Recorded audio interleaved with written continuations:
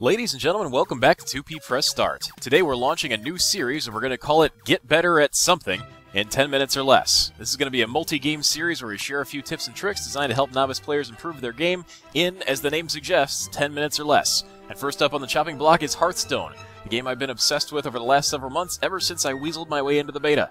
So today I'm going to talk about a few pointers for newer Hearthstone players, and when I say newer, I'm talking about players who aren't brand new to the game. They're players who know their way around the basic mechanics like removal and that sort of thing, but are looking to up their game and make the jump out of that new player tier. And of course, this won't be an end-all be-all guide. We've only got 10 minutes. Speaking of which, we'd better get going. So without further ado, here's how to get better at Hearthstone in 10 minutes or less. Alright, lesson number 1 is control the board. Unless you're playing an all-out rush-down aggro deck, the general rule is you want to control the board. Meaning you want to have minions on the board and you want your opponent not to have any minions on the board, or as close to that as possible. Having board control is a huge advantage in Hearthstone because if you control the board, you get to decide who attacks what, meaning you get to make the most beneficial trades for you. Getting your minions to stick, meaning they survive long enough to attack, get buffed, etc., is a huge part of winning a game of Hearthstone. So how do you achieve that? How do you get board control? Well, the first step is using your minions to control the board by attacking your opponent's minions instead of attacking your opponent directly.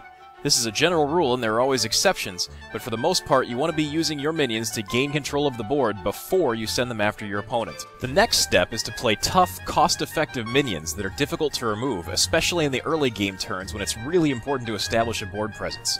Some examples of these include the Argent Squire, whose Divine Shield makes it incredibly difficult to remove cheaply, the Harvest Golem, which replaces itself with a damaged golem when it dies, and the Chillwind Yeti, whose 5 toughness makes it really difficult to kill off with damage-based removal. Overall, playing tough survivable minions early on will help you get and keep control of the board in those all-important early turns. And finally, you want to play cost-efficient removal that will let you remove an enemy minion and play a minion of your own in the same turn, resulting in a big swing in board position. Some examples of this cost-efficient removal are Soulfire, Backstab, and Frostbolt. All of these are either free or cheap enough to fit the bill. And remember that some minions come with their own removal, like Fire Elemental or the SI7 agent. All of these options will let you weaken your opponent's board position while strengthening yours, which is a big help when you're trying to establish board control. So that's lesson 1. Establish board control by using your minions to attack your opponent's minions rather than your opponent. Play tough minions that can maintain a foothold on the board early on, and use cost-effective removal that can help you swing the board in your favor. Lesson number 2 is card advantage. Keep card advantage in mind when you're playing.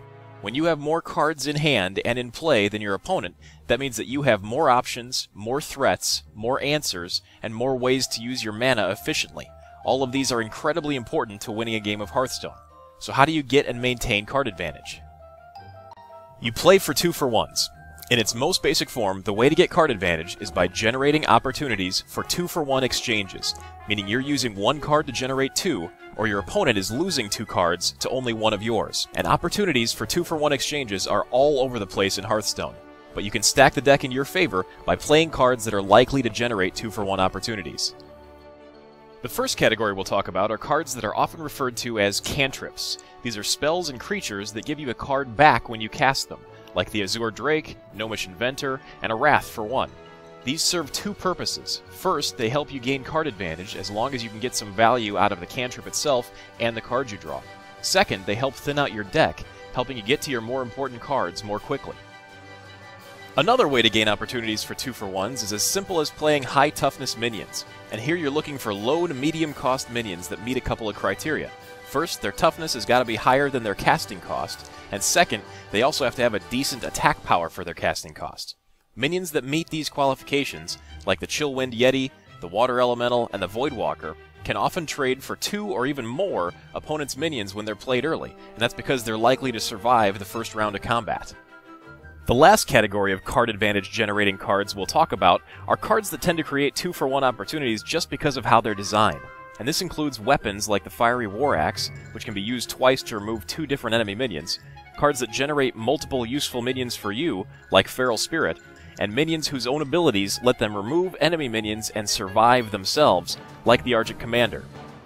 Now you'll notice that all of them have some sort of drawback. Weapons cost you life when you attack, Feral Spirit causes overload, and the Argent Commander is incredibly expensive for its stats, but in each case it's well worth the drawback to gain the card advantage they provide.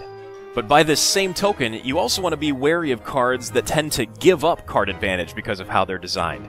If you're going to use a card that gives up card advantage, it had better do something that's really important for your deck.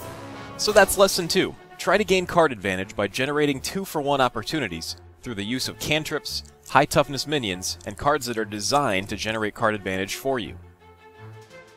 Lesson number 3 is a lot simpler, but it's still something that a lot of players miss. Draw first. And what I mean by that is, if you have the mana to play more than one thing, and you have the ability to draw a card, like with a Novice Engineer or with a Life Tap, do that first. This way you keep your options open, and who knows, you might draw something better than what's already in your hand. So that's Lesson 3. Short and sweet. Draw first. Lesson number 4 is an important life lesson. Life is a resource in Hearthstone. Now, some new players will guard every single point of life like it's their last drop of water in a scorching desert. These players tend to shy away from using weapons, they're reluctant to use Druid and Warlock hero abilities, they never liked Flame Imps, that sort of thing. And that's generally not the best approach. Usually it's okay to take some hits to your life total to gain board control and/or card advantage by using weapons, by using your hero powers, and even by hanging on to board sweepers a little while longer just to bait your opponent into playing another minion or two. Generally, only the last few points of your life are worth preserving, but how much life you need to save depends on the opponent you're facing. For example, if you're facing a mage, you don't want to find yourself in Pyroblast range. Against a druid, you want to be able to survive a Force of Nature Savage Roar combo. So keep your opponent's capabilities in mind, but only hang on to as much life as you need to stay alive. So that's Lesson 4. Treat your life total like a resource and spend it as needed, but try to hang on to enough so you won't die to your opponent's big play. Lesson number 5 is count cards. Another way to put this would be to work on improving your card awareness. This applies both to your own cards and to your opponent's. First, pay attention to what's left in your deck. Keep track of what you've drawn so far and what's left for you to draw next. Knowing what answers you have left to draw into will help you set yourself up for better plays. Second, pay attention to your opponent's deck. You may not know exactly what he has, but you can make good guesses based on his class and popular deck archetypes for that class, especially once you've seen your opponent play out a few cards over the course of the first few turns. This will help you know what to expect so you can make better decisions. It's important that you familiarize yourself with each class, particularly with each class's suite of available removal spells, and play around those as much as you can. For example, playing against a Shaman opponent, you may not want to play your biggest threat first, because it's likely to get hexed. And when playing against a Paladin, you don't want to overextend into a Consecrate, or even worse, an Equality Consecrate combo. So that's lesson number 5. Pay attention to what's left in your deck so you can plan accordingly, and watch what your opponent plays so you can anticipate what's likely to be in his deck and play around it. And those are our lessons for the day.